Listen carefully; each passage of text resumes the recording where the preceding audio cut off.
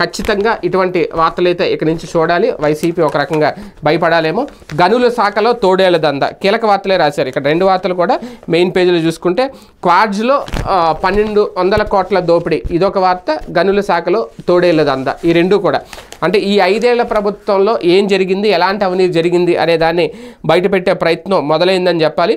భారీగా నిధుల దారి మళ్లింపు, ఈ ఎన్నికలకు నెల ముందు గోల్మాల్.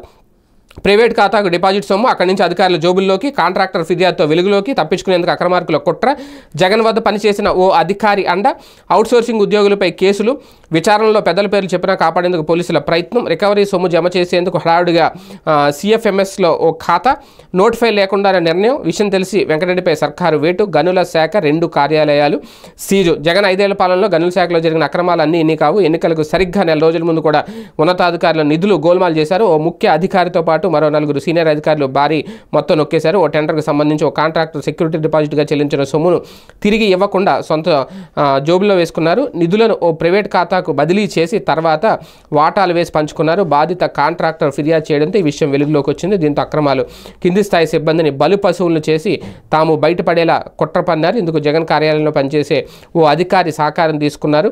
పెద్దల పేర్లు బయటికి రాకుండా ఉండేలా పోలీసులపై ఒత్తిడి తెచ్చుకున్నారు అనేది మొత్తం మీద. మరి ఇది ఎన్ని కోట్ల రూపాయలు, ఏంటి, ఏం జరగబోతోంది ఏంటి అనేది కూడా త్వరలోనే పూర్తి వివరాలు అయితే బయటకు వచ్చే అవకాశం ఉంది. ఈ గనుల శాఖలో దందా అంటే ఇక ఒక్కొక్కటి బయటికి తీస్తున్నారేమో.